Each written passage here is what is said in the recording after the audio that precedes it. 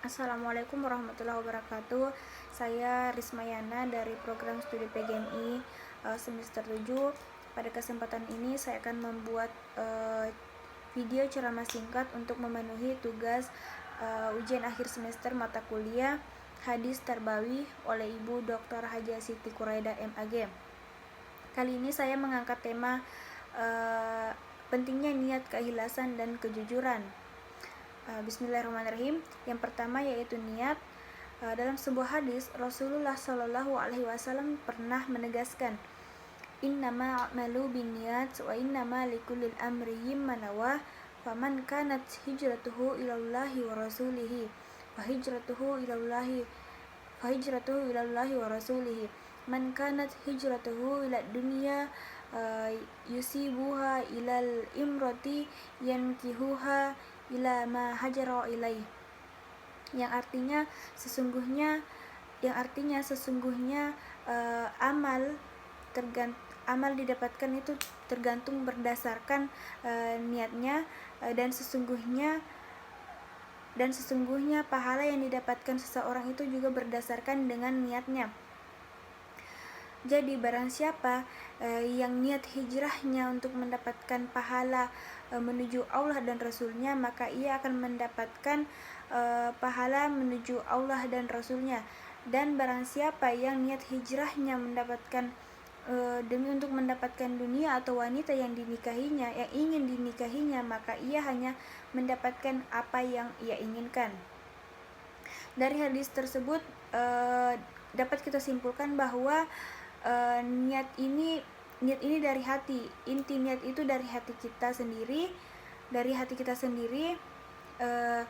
bukan hanya sekadar ucapan atau perkataan. Namun oleh karena itu Allah Subhanahu wa taala hanya Allah Subhanahu wa taala dan pelaku. Yang dimaksud pelaku di sini adalah orang yang berniat sendiri, yang mengetahui hakikat niat tersebut. Perbuatan baik boleh saja didorong oleh perbuatan buruk. Jika demikian, Allah lah yang maha menilai dari semua perbuatan berdasarkan niatnya. Yang kedua, ikhlas. Dalam sebuah hadis, Rasulullah Shallallahu Alaihi Wasallam juga pernah berkata, Innallaha la yanzuru ila suwarikum wa amwalikum walakin yanzuru ila qulubikum wa amalikum, yang artinya sesungguhnya Allah tidak melihat dari rupa kalian, juga tidak melihat dari harta kalian, melainkan melihat dari hati dan amal kalian. Jadi artinya di sini ikhlas itu berarti mengerjakan sesuatu perbuatan itu lillahi ta'ala, semata-mata karena Allah Subhanahu wa taala, dan tidak karena hal lainnya. Yang diharapkan itu hanya ridha dan balasan dari Allah Subhanahu wa taala. Orang yang beramal demi akhirat itu sangat berbeda dengan orang yang beramal demi dunia.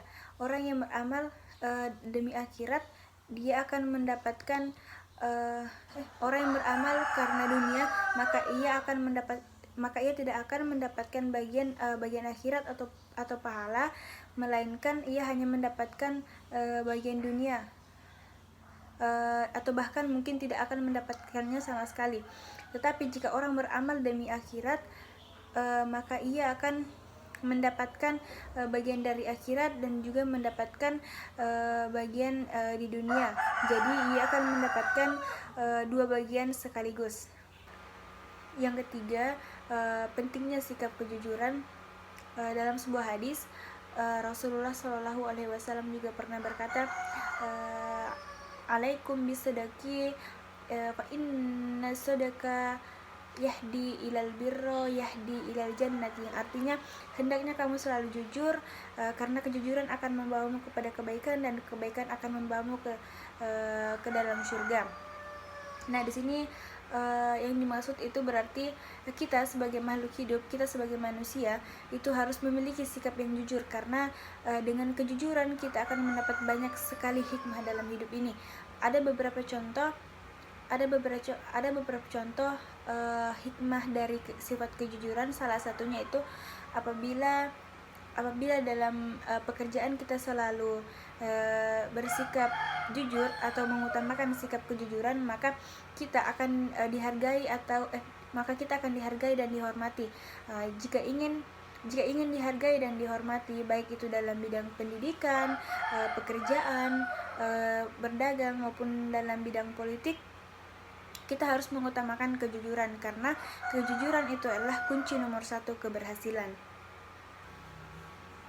Sesuai hadis yang telah dijelaskan tadi, Allah Subhanahu wa taala berfirman pada Quran surah At-Taubah ayat 119, "Ya ayyuhallazina amanu taqullaha wa kunu ma'as shadiqin." Yang artinya, wahai orang-orang yang beriman, bertakwalah kepada Allah dan bersamalah kamu dengan orang-orang yang benar. Artinya, ayat tersebut selain menjelaskan bahwa kita harus bertakwa kepada Allah, juga menjelaskan bahwa kita harus bersama dengan orang-orang yang jujur dan selalu berada dalam lingkungan orang-orang yang jujur. Itulah tadi materi singkat yang telah saya bawakan. Terima kasih untuk kesempatan yang diberikan. Semoga apa yang saya sampaikan bisa bermanfaat untuk kita semua. Lebih dan kurangnya mohon dimaafkan. Wassalamualaikum warahmatullahi wabarakatuh.